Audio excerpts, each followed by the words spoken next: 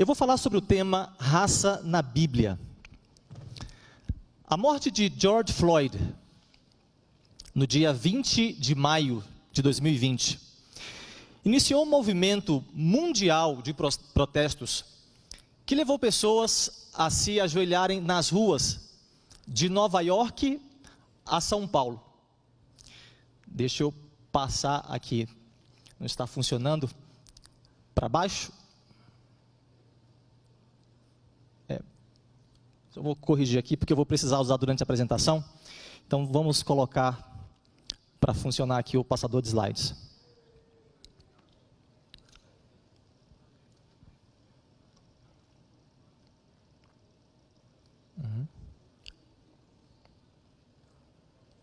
Agora sim?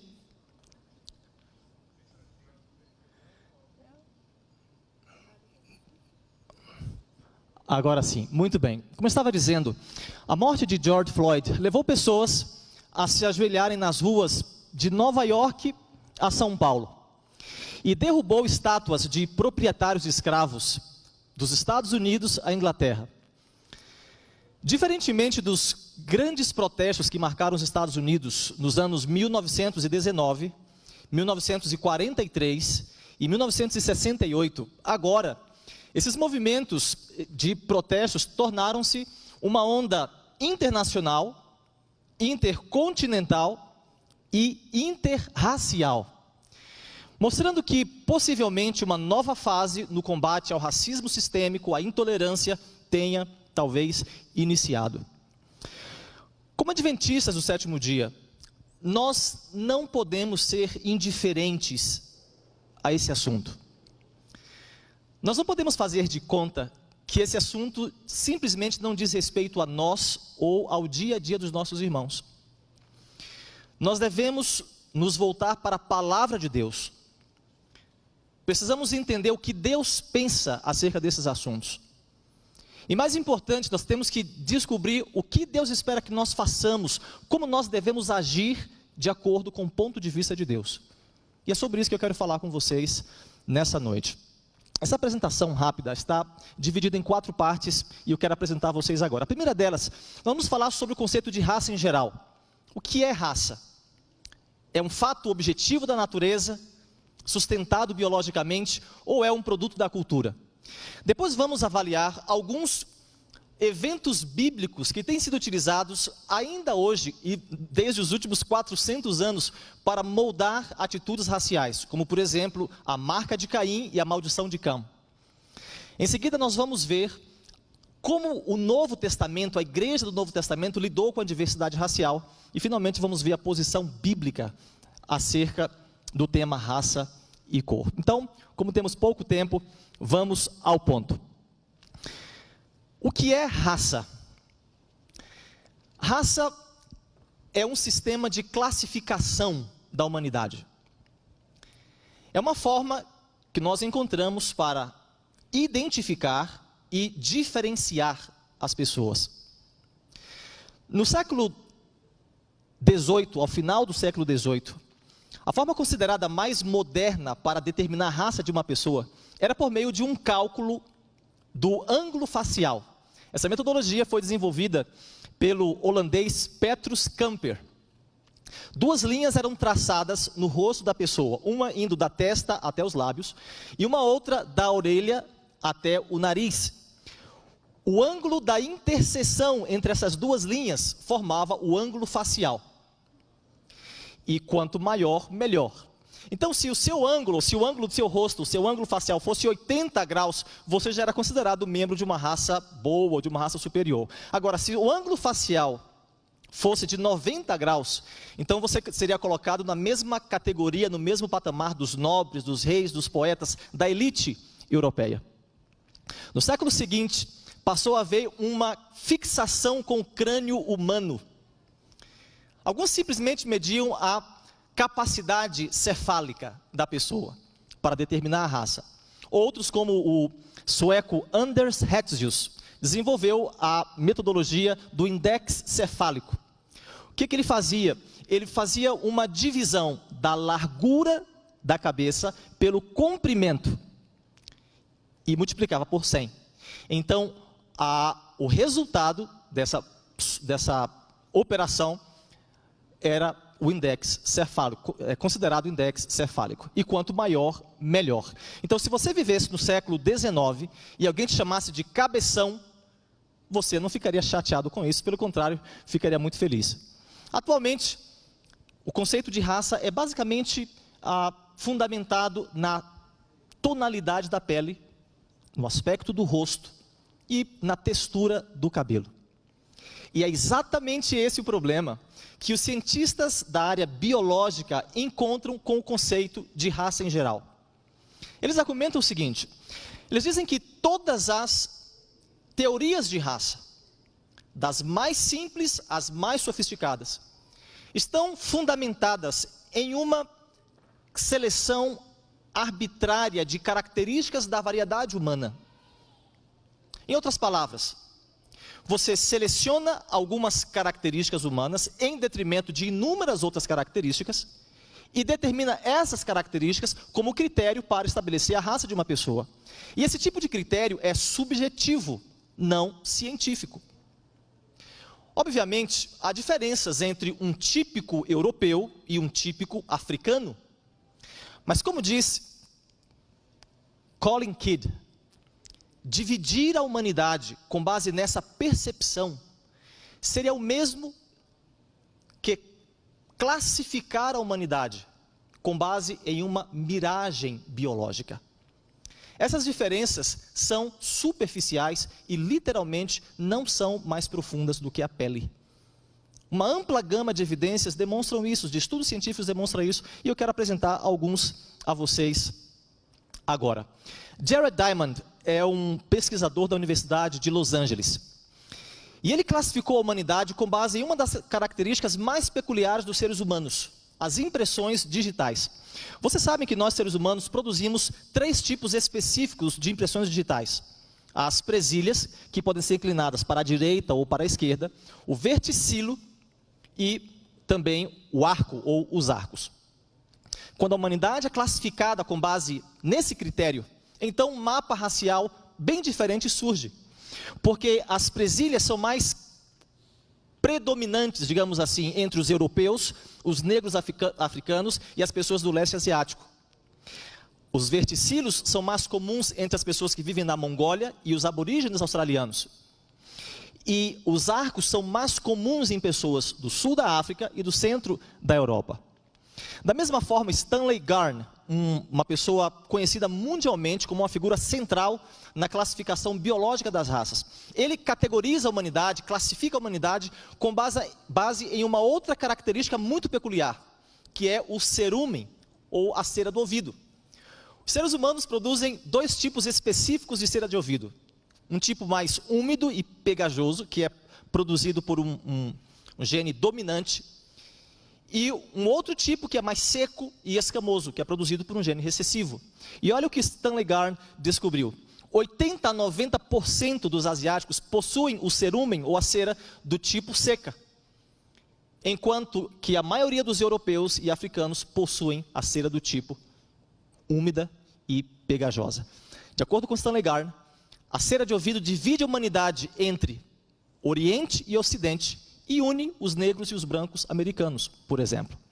Da mesma forma, William Boyd publicou na revista Science uma pesquisa muito interessante, onde ele classifica a humanidade com base numa outra característica bem peculiar, que é o tipo sanguíneo. E olha o que ele descobriu. Quando nós classificamos a humanidade com base nesse critério, nós vemos que as pessoas que vivem naquela parte superior do globo, os esquimós, que vai até o Alasca, os índios nativos americanos, os aborígenes australianos, também os povos bascos da Espanha, os habitantes da Polinésia, todos eles fazem parte de um único grupo. E ao mesmo tempo, as pessoas do Egito, da Itália, da Tailândia, China, Japão, compõem um outro grupo, são classificados dessa forma. Quando a altura, uma das características mais visíveis dos seres humanos, é utilizada como critério para a raça, então os africanos têm as menores raças do planeta, os pigmeus, que em média têm 1,37 m de altura. E ao mesmo tempo tem as maiores raças do planeta, os povos nilóticos, que em média têm 1,98 m de altura. E finalmente o estudo do DNA. O estudo do DNA lança um desafio decisivo ao conceito de raça em geral. Esse é o Dr. Kenneth Kidd. Ele é professor emérito de genética na Universidade Yale, da Faculdade de Medicina de Yale. E essa é a afirmação que ele faz: nenhuma população é geneticamente homogênea. Altos níveis de variações genéticas estão presentes mesmo em pequenas populações isoladas. Não existem raças dramaticamente distintas entre os seres humanos. O que ele está dizendo é o seguinte: se você for a uma vila num ponto remoto da África, por exemplo, e fizer uma análise genética das pessoas que vivem ali, haverá tanta variação genética entre os membros daquela pequena comunidade isolada, que não seria possível geneticamente determinar que essas pessoas são membros de uma raça específica, singular. Se você encontrar um grupo de esquimós vivendo num outro ponto remoto, e fizer uma análise genética deles, não dá para determinar essas pessoas como sendo membros de uma raça específica, porque há tanta variação genética, mesmo entre eles, que não seria possível fazer esse tipo de classificação. Agora, vejam que coisa interessante, como pesquisadores brasileiros complementam e enriquecem o pensamento do Dr. Kenneth Kidd. Essa é uma conclusão de pesquisadores brasileiros. Dizem assim: embora quaisquer dois genomas sejam 99,9% idênticos, isso ainda deixa milhões de diferenças entre os 3,2 bilhões de pares de bases de nucleotídeos que compõem o genoma humano. Em outras palavras, o que ele está dizendo é o seguinte: quero fazer uma ilustração aqui. Vou chamar aqui a minha amiga. Vem aqui, por gentileza. Você me disse seu nome e eu esqueci. Serifo, você é de Angola, não é isso? Não, Guiné-Bissau. Ou Guiné-Bissau, verdade. Serifo, de Guiné-Bissau. Muito bem, e ao mesmo tempo vou chamar você aqui, meu amigo do grupo Prisma. Por gentileza, vem aqui. O que eles estão dizendo, vamos complementar aqui as duas opiniões do Dr. Kenneth Kidd e desses pesquisadores. O que ele está dizendo basicamente é o seguinte: o genoma, ou o conjunto de todos os genes que atribuem as características que nós temos, o genoma dele é 99,9% idêntico ao genoma dela. E o genoma dela é 99,9% igual ao meu, ou igual ao seu, ou de qualquer japonês, ou de qualquer outra pessoa que esteja nos assistindo aqui, ou em casa onde você está. Isso nos mostra uma coisa: que Deus nos fez membros de uma única raça, a raça dos seres humanos, de uma única família, a família dos nossos primeiros pais, Adão e Eva. Isso nos mostra que Deus nos fez como membros de um único grupo, o grupo dos seres humanos. Ao mesmo tempo, entretanto, ainda existe 0,01% de diferença no genoma. E nesse 0,01% de diferença, há ainda milhões e milhões e milhões de diferenças. E essas diferenças são tão grandes que não é possível criar um subgrupo dentro desse grupo dos seres humanos. Não é possível determinar uma raça específica dentro dessa raça maior, que é a raça dos seres humanos, criados à imagem e semelhança de Deus. É isso que esses estudos científicos estão comprovando. E finalmente, para concluir o pensamento desses pesquisadores brasileiros, eles dizem o seguinte: as diferenças genéticas que existem entre duas pessoas brancas de origem europeia, ou entre um europeu branco e um asiático, é a mesma. Ou seja, há tanta diferença entre ele e um europeu, quanto há entre ele e ela, ou eu e ela. E conclui dizendo: isso é válido para qualquer etnia e aniquila o conceito de raça. Muito obrigado a vocês dois. Na verdade, amigos, raça pertence à esfera da cultura humana. Como outros produtos da cultura, o conceito de raça varia de lugar para lugar. O Dr. Frank Snowden, da Universidade Yale, no livro Before Color Prejudice, ou seja, antes do preconceito racial baseado na cor, Ele afirma que no mundo greco-romano havia pouco senso de diferença racial baseado na cor, ainda que existisse a prática da escravatura e ainda que houvesse um forte etnocentrismo entre as sociedades bárbaras e civilizadas. O filho de uma pessoa branca com uma pessoa negra, no Brasil, pode ser considerado branco. Nos Estados Unidos, é considerado negro. Na África, é considerado de cor. Aqui no Brasil, muitos me consideram moreno. Nos Estados Unidos, eu sou considerado latino. Na Índia, esse pastor da igreja de fala inglesa de Mumbai, com quem eu passei alguns dias lá, me disse o seguinte: Silvano, Deus te abençoou com uma cor que te permite pregar as castas mais altas de Mumbai. O conceito de raça varia de lugar para lugar. Os Barakumi, por exemplo, são idênticos a qualquer outro japonês, mas eles são considerados racialmente inferiores no Japão. Agora, ao mesmo tempo que o conceito de raça varia de lugar para lugar, esse conceito também varia no mesmo local de uma época para outra. Por exemplo, os irlandeses só passaram a ser considerados brancos recentemente. Ingleses e americanos não os consideravam brancos. Os irlandeses.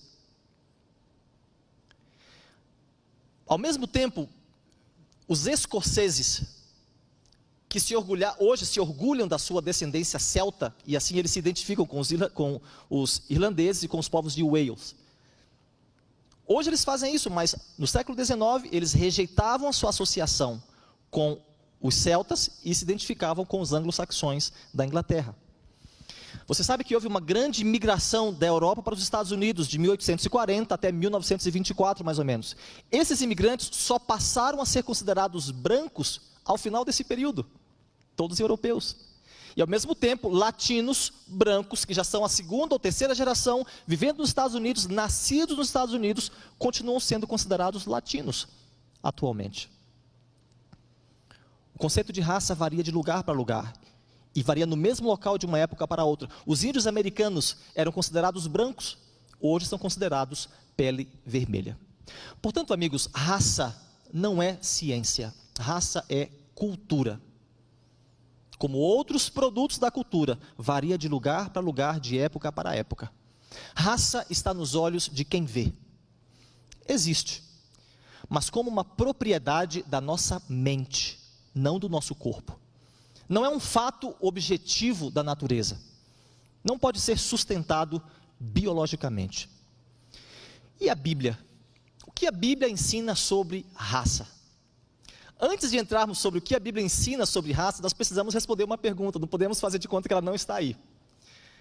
Como é que nós vamos lidar com os eventos bíblicos que têm sido utilizados por séculos para justificar o racismo, a segregação, a escravatura?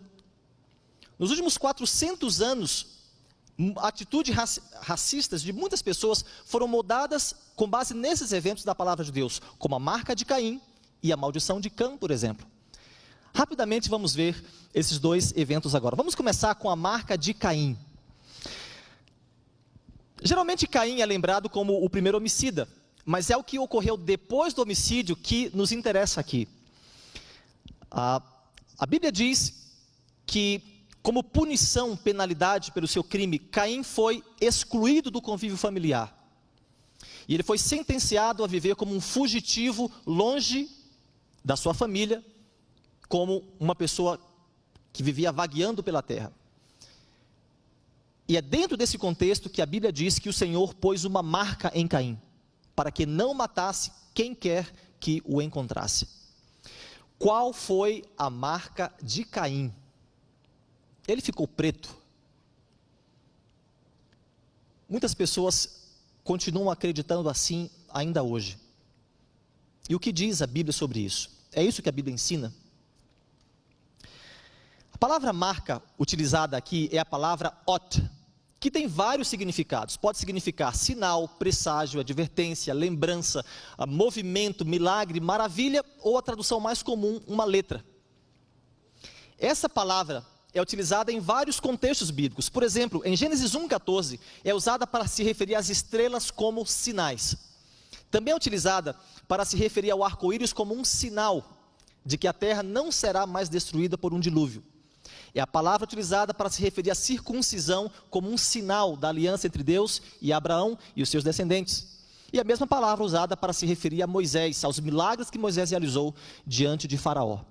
A Septuaginta, uma tradução muito antiga do Antigo Testamento para o grego, que foi concluída cerca de 200 anos antes de Cristo.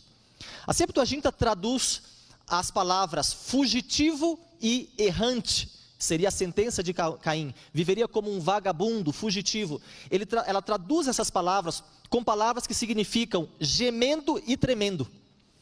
E isso fez com que surgisse uma tradição que afirma que a marca de Caim foi torná-lo paralítico. Essa tradução tem sido mantida por muitos e muitos séculos, torná-lo paralítico. Dentro do judaísmo, as opiniões variam. Já no primeiro século, ou seja, há cerca de 2000 anos, o intérprete José ben Anan afirmava que a marca de Caim foi um chifre. Deus fez um chifre nascer ou crescer em Caim. Já o rabino Rashi, que viveu por volta do ano 1100, afirmava que a marca de Caim foi a impressão do tetragrama, o nome de Deus, as letras que se referem ao nome de Deus do Antigo Testamento, foram impressas na testa de Caim. Era isso que ele ensinava por volta do ano 1100. Entre os reformadores, Lutero reproduziu a opinião de Agostinho. E ele dizia que Deus desarranjou, mutilou ou mudou algum órgão de Caim. E isso fez com que houvesse um tremor forte na cabeça dele e em todo o corpo. Essa foi a marca, de acordo com Agostinho, e Lutero reproduziu isso. Mas foi durante a época da escravatura, nos Estados Unidos e Europa, que surgiu o conceito de que a marca de Caim foi uma transformação racial. O autor anônimo do livro Clearer Light, ou Luz Mais Clara, afirma que a marca de Caim foi uma transformação, deve ser entendida como uma transformação racial. Atualmente, as opiniões continuam se multiplicando sobre o assunto, e literalmente a gente poderia passar a noite inteira falando sobre opiniões acerca de qual foi a marca de Caim. Uns dizem que foi a construção da cidade de Nod, um ponto de refúgio para ele. Outros dizem que foi a manutenção da sua vida por muitos anos, para que ele pudesse sofrer toda a extensão da sua penalidade. Outros dizem que foi a manutenção das suas características violentas, isso seria uma proteção para ele. Mas qual foi a marca de Caim? E vou olhar para essa câmera aqui e vou responder. Não sabemos. Simplesmente não sabemos. Não está escrito, não foi revelado, não foi comentado nos escritos inspirados, não sabemos. As coisas reveladas pertencem a nós e aos nossos filhos, mas se não foi revelado, é porque nós não precisamos saber. Qualquer opinião acerca da marca de Caim e qualquer ensinamento acerca disso, não passa de mera especulação, porque não está revelado. Agora, embora nós não saibamos qual foi a marca de Caim, duas coisas pelo menos nós sabemos com certeza. A primeira delas, a marca de Caim foi uma marca para a sua proteção.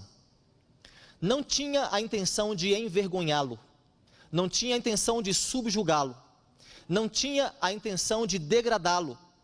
Pelo contrário, a marca de Caim foi uma marca de proteção. Richard Davidson, uma das maiores autoridades em Antigo Testamento que nós temos hoje, afirma com muita clareza, e eu quero apresentar a vocês a opinião dele. Ele diz assim: não há qualquer elemento racial envolvido aqui, absolutamente.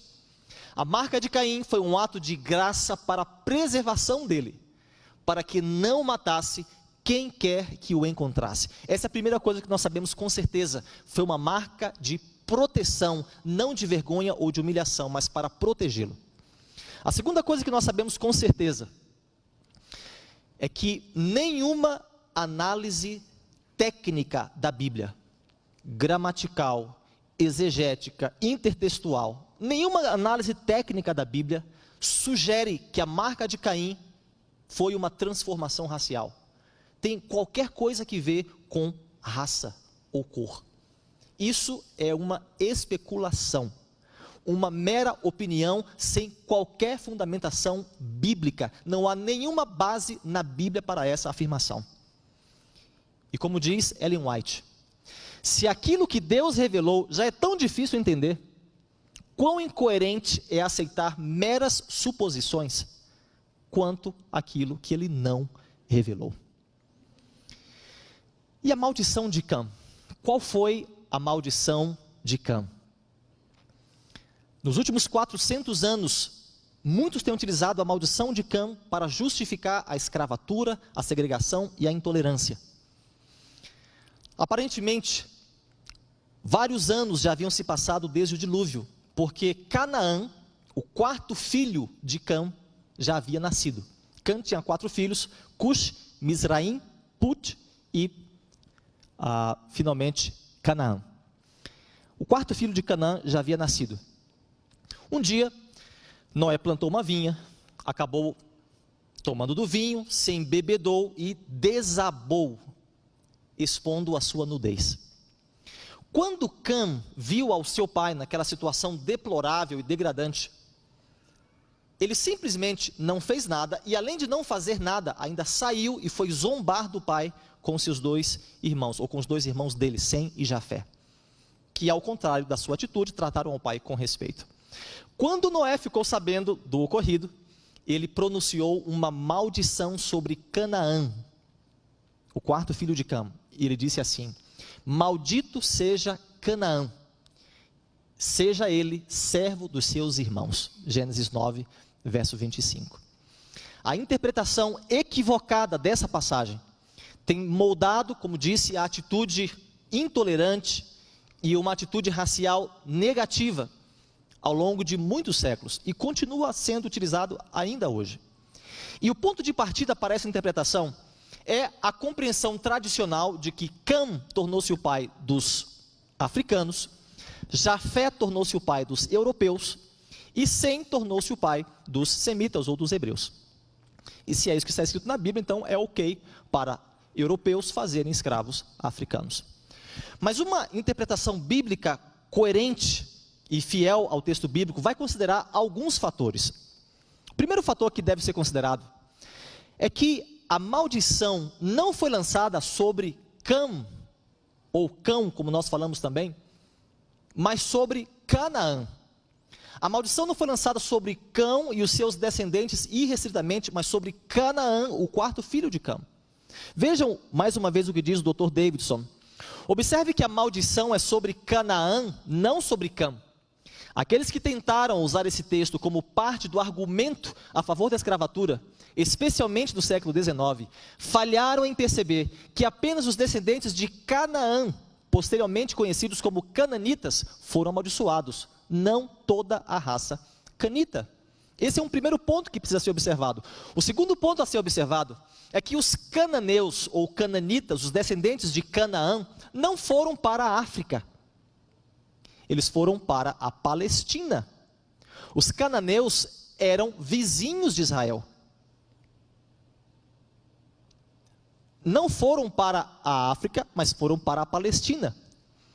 E é interessante observar o que diz o Dr. Archer, que escreveu uma dúzia de livros sobre o Antigo Testamento. Ele diz o seguinte: a penalidade foi anunciada somente sobre Canaã, o ancestral dos cananitas da Palestina, ao invés de ser lançada sobre Cush, o primeiro filho de Cã, ou Put, o terceiro filho de Cã, que provavelmente foram os ancestrais dos etíopes e dos povos negros da África. E essa informação que ele dá, de que os cananeus ou os cananitas foram para a Palestina, é confirmada cientificamente hoje em dia. Interessante essa pesquisa publicada no Jornal Americano de Genética Humana, recentemente, 2017. Essa pesquisa tem a referência ali, você pode pegar todas as referências, uma pesquisa extensa. Ela mostra que mais de 90% dos libaneses atuais são descendentes dos cananeus, ou descendentes de Canaã.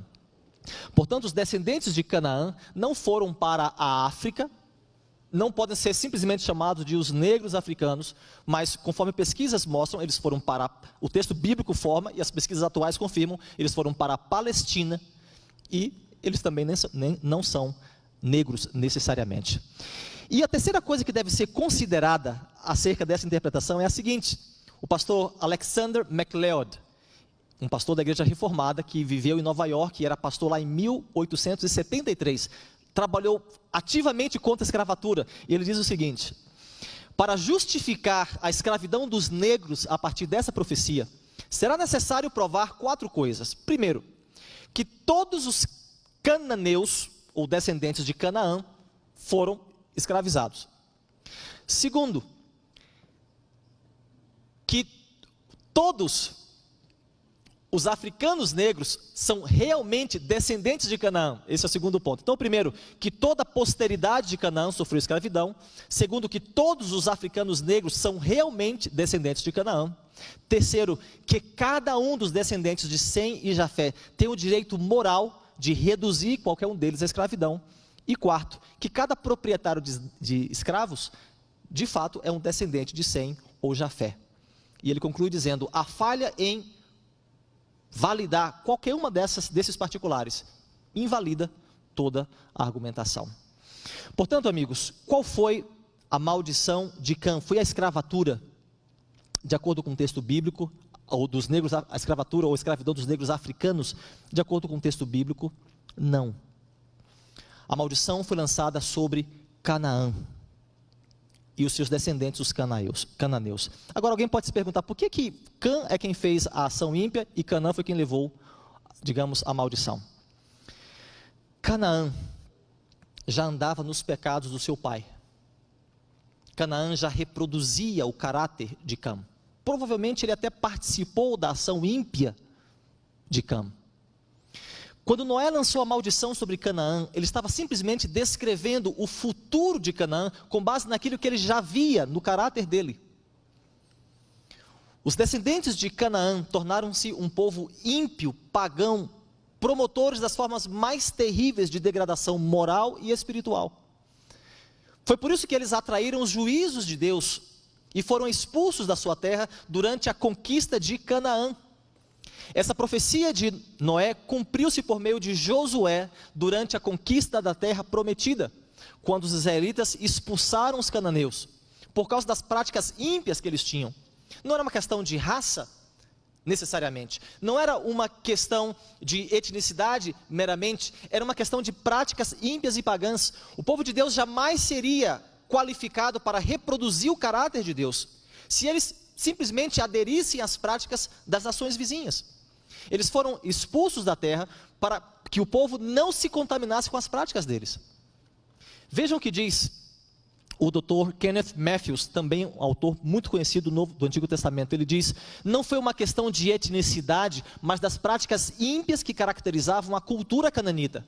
Se Israel reproduzisse os costumes dos cananitas, eles também seriam expulsos. E foi exatamente isso que aconteceu no ano 722, quando os assírios vieram e destruíram o reino do norte. E de 605 a 586, os babilônios, descendentes de Cush, primeiro filho de Cã, vieram e expulsaram os israelitas, destruíram o reino do sul. Então, amigos, a Bíblia é racista? Não, a Bíblia não é racista. São os teólogos, antropólogos, ideólogos que atribuem significados raciais aos eventos da palavra de Deus. Na verdade, a Bíblia apresenta um ideal elevado em relação à raça e especialmente em relação à diversidade racial.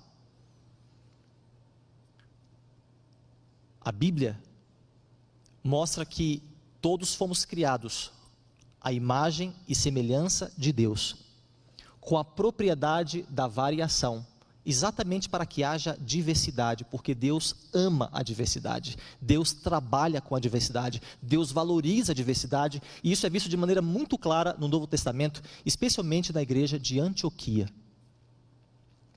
Eu quero mover agora para a parte final da apresentação, falando sobre isso, sobre qual o ideal de Deus para cada um de nós em relação à diversidade racial.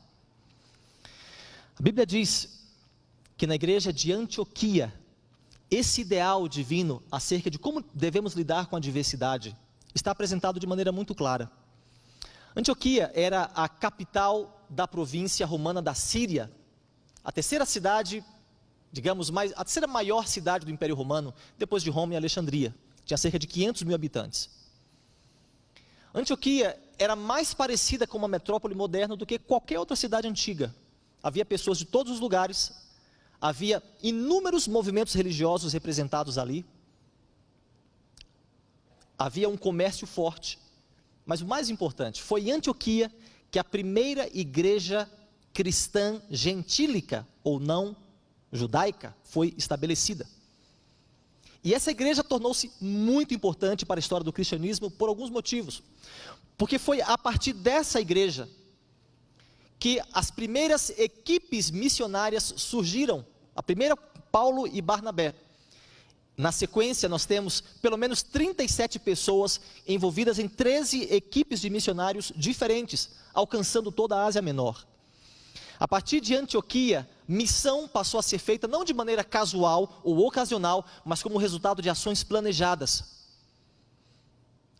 E quando Lucas se refere a Antioquia, ele se refere ao local a partir de onde o cristianismo iniciou a sua marcha até os confins da terra. Como isso aconteceu? Deus escolheu uma igreja diversa. Deus escolheu um ambiente diverso para fazer desse local a sua base de lançamento para alcançar o mundo inteiro. E isso está registrado em Atos capítulo 13, verso 1. A palavra de Deus diz assim: na igreja de Antioquia havia professores e mestres, Barnabé, Simeão, chamado Níger, Lúcio de Cirene, Manaém, que fora criado com Herodes, o tetrarca, e Saulo. Esse era o grupo diverso de líderes judeus e gentios que conduziam a igreja de Antioquia. Interessante observar por que Lucas faz questão de enfatizar a diversidade desse grupo. Vejam, Barnabé era da ilha de Cipros, um judeu, mas Simeão, o negro, provavelmente era africano. Lúcio também era africano, da região de Cirene. Manaém era da Palestina, criado na corte com Herodes, considerado uma pessoa próxima a ele, e ainda assim era um dos líderes da igreja de Antioquia. E finalmente Saulo, cidadão romano da província da Cilícia. Esse era o grupo diverso de líderes judeus e gentios de várias partes que conduziam a igreja de Antioquia. Amigos, Deus valoriza a diversidade. Deus trabalha com a diversidade. Deus escolheu uma igreja diversa, um ambiente diverso, para servir como base de lançamento da sua missão para toda a terra. Quando eu olho para a igreja na América do Sul, em todo o Brasil, eu também vejo a diversidade. Eu vejo homens e mulheres. Eu vejo pessoas negras, morenas, brancas e de todas as tonalidades. Eu vejo pessoas com necessidades especiais nos membros inferiores e nos membros superiores. Eu vejo pessoas com diferenças na idade, no peso e na aparência. Eu vejo pessoas altamente instruídas e pessoas sem qualquer instrução formal. Eu vejo pessoas com diferentes status de família e de trabalho. Quando eu olho para a igreja em todo o Brasil, eu vejo a diversidade. Mas valorizar a diversidade e buscar a diversidade não é simplesmente admirável, nem politicamente correto, simplesmente. É uma vantagem. Deus estabeleceu isso como uma vantagem para nós. Se você valorizar a diversidade, isso vai representar para a sua família, para a sua instituição, para a sua igreja, para a sua organização, para a sua empresa, uma vantagem em áreas como custos, receitas, marketing, criatividade, inovação, resolução de problemas. A diversidade favorece a tudo isso. Todos nós sabemos da importância de termos uma boa rede de relacionamentos. E todos nós temos um grupo de pessoas com os quais nos sentimos à vontade. Mas valorizar a diversidade não é necessariamente isso. O que importa não é a quantidade de contatos que você tem no seu celular. O que importa é a sua capacidade de lidar com pessoas que são bem diferentes de você. Isso é valorizar a diversidade. Essas diferenças podem ser físicas, biológicas, podem ser funcionais, culturais, políticas, religiosas. E ainda assim, apesar de todas essas diferenças, você é capaz de se conectar com essas pessoas e trabalhar com elas em prol de um objetivo em comum. Isso é valorizar a diversidade e é isso que vai representar uma vantagem na sua vida.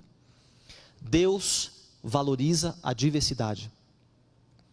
Deus ama a diversidade. Deus criou todas as coisas com a propriedade da variação, que é a matéria-prima da diversidade, para que haja diversidade. Deus usou um ambiente diverso, uma igreja diversa, para ser a sua base de lançamento da sua missão para toda a terra. E você também fará bem, se você for uma pessoa que busca e valoriza a diversidade.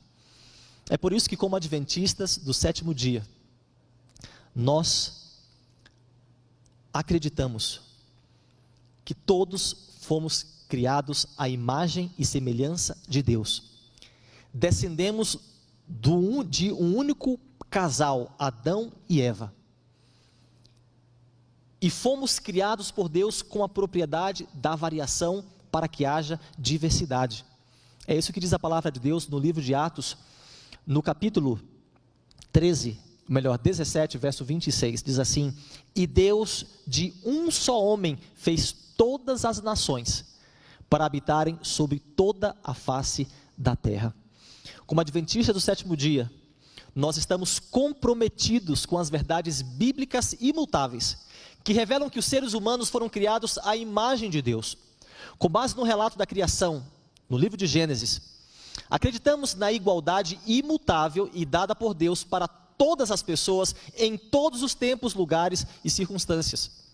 Todos nós descendemos de Adão e Eva, nossos ancestrais originais, que fazem de toda a humanidade uma só família. As distinções de raça são usadas para segmentar e dividir pecaminosamente a unidade fundamental que Deus deseja que os seres humanos experimentem com Ele e uns com os outros. Mantemos nossa fidelidade aos princípios bíblicos de igualdade e dignidade de todos os seres humanos, diante das tentativas históricas e contínuas de usar cor da pele, lugar de origem, casta ou linhagem percebida como um pretexto para um comportamento opressivo e dominador. Essas tentativas são uma negação da nossa humanidade compartilhada e uma ofensa a Deus. Ao contrário dos ensinamentos e do exemplo de Jesus, alguns crentes absorveram ideias pecaminosas e desumanizantes sobre a valorização racial, tribal, de casta e étnica, que levaram a práticas que prejudicam e ferem a família humana. Como igreja, pedimos desculpas por não termos falado ou agido com ousadia sobre esses assuntos no passado. Acreditamos que aqueles que abusam dos outros devem, de acordo com os princípios bíblicos, ser devidamente levados à justiça e, por fim, enfrentarão o julgamento divino. Deus criou cada pessoa única e sua poderosa influência em nossas vidas resulta em uma celebração das diferenças, que respeitosamente valoriza a herança humana e cultural de cada pessoa. Reconhecemos que a solução final para os pecados de racismo, sistema de castas, tribalismo e etnocentrismo é a transformação de vidas por meio de Cristo e seu poder salvífico. João viu uma grande multidão no céu. a multidão de todos os que foram salvos. Ele diz que olhou e viu uma multidão a qual ninguém podia contar, de todas as nações, tribos e povos e línguas que estavam diante do trono e perante o Cordeiro, trajando vestes brancas e com palmas nas suas mãos.